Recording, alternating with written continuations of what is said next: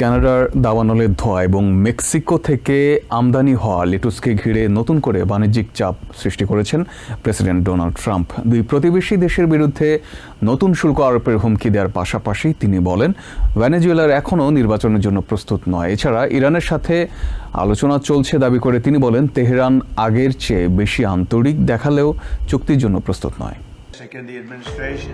Canada ও মেক্সিকোর প্রসঙ্গে president Donald Trump বলেন দাবানলের ধোঁয়া ও খাদ্য নিরাপত্তার মতো ইস্যুতে প্রয়োজন হলে নতুন শুল্ক আরোপ করা হবে।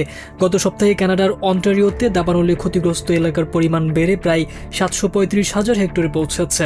যদিও প্রদেশটির বেশিরভাগ এলাকায় বায়ুর মানের উন্নতি হয়েছে, তবু আমেরিকার মধ্য পশ্চিমাঞ্চলের কিছু এলাকায় ধোঁয়ার কারণে অস্বাস্থ্যকর পরিবেশ তৈরি হয়েছে।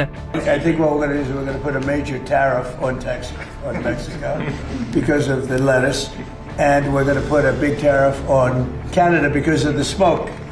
মেক্সিকোর স্বাস্থ্যমন্ত্রী ডেভিড কার্শনোভিচ বলেছেন মেক্সিকো থেকে রপ্তানি হওয়া লেটুসের কারণে আমেরিকায় সাইক্লোস্পোরিয়াসিস সংক্রমণ ছড়িয়েছে এমন কোনো প্রমাণ এখন পর্যন্ত পাওয়া যায়নি।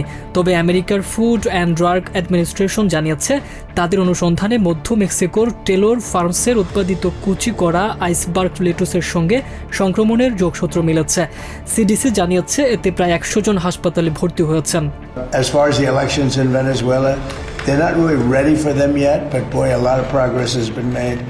ভেনেজুয়েলা প্রসঙ্গে ট্রাম্প বলেন দেশটি এখনও অবাধ ও গ্রহণযোগ্য নির্বাচন আয়োজনের জন্য প্রস্তুত নয়, তবে তার দাবি দেশটিতে উল্লেখযোগ্য অগ্রগতি হয়েছে। তিনি বলেন ভেনেজুয়েলার তেল উৎপাদন অতীতের যে কোনো সময়ের চেয়ে বেশি এবং সেই তেলের একটি অংশ হিউস্টন ও লুইজিয়ানায় পরিশোধনের জন্য পাঠানো হচ্ছে। একই সঙ্গে তিনি জানান উপযুক্ত সময় এলে আমেরিকা ভেনেজুয়েলার নির্বাচনী পরিস্থিতির উপর নিবিড় নজর রাখবে। হোয়াইট হাউসের 4টি পারমাণবিক জ্বালানি প্রতিষ্ঠানের কর্মকর্তাদের সঙ্গে বৈঠকে ট্রাম্প আমেরিকার পারমাণবিক শিল্পের পুনরুত্থানের প্রশংসা করেন। তার ভাষায় 4 দশকের বেশি সময় পর প্রথমবারের মতো বেসরকারি অর্থায়নে উন্নত পারমাণবিক রিঅ্যাক্টর চালু হয়েছে। So these are the first new privately funded advanced reactors to turn on the United States in over 4 decades. Iran প্রসঙ্গে ট্রাম্প বলেন ওয়াশিংটন ও তেহরানের মধ্যে আলোচনা চলছে এবং ইরান আগের যে কোনো সময়ের তুলনায় বেশি আন্তরিকতা দেখাচ্ছে, তবে এখনও তারা চুক্তির জন্য প্রস্তুত নয়। তার মতে সংকটের 2টি পথ রয়েছে, একটি হলো সামরিক অভিযান আরও জোরদার করা, অন্যটি আলোচনার মাধ্যমে সমাধানে পৌঁছানো।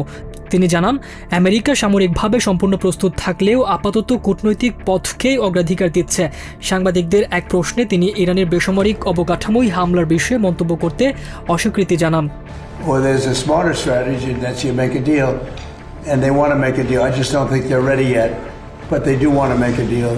ট্রাম্প ঘোষণা দেন সৌদি আরব ইসরায়েলের সঙ্গে আব্রাহাম অ্যাকর্ডস এর আওতায় সম্পর্ক স্বাভাবিক করতে রাজি না হলে আমেরিকা সৌদি আরবের সঙ্গে বেসামরিক পারমাণবিক সহযোগিতা চুক্তি বাস্তবায়ন করবে না। যদিও কয়েকদিন আগেই দুই দেশ ইউরেনিয়াম সমৃদ্ধকরণ ও আমেরিকান প্রযুক্তিতে পারমাণবিক রিঅ্যাক্টর নির্মাণ সংক্রান্ত একটি চুক্তি ঘোষণা করেছে। In order to do it, they have to be a member of the Abraham Accords, which have been very successful. Trump স্পষ্ট করে দিয়েছেন সেই চুক্তির ভবিষ্যৎ এখন সৌদি আরবের কূটনৈতিক সিদ্ধান্তের উপর নির্ভর করছে। Abdullah Al Mamun, TVN 24 news desk.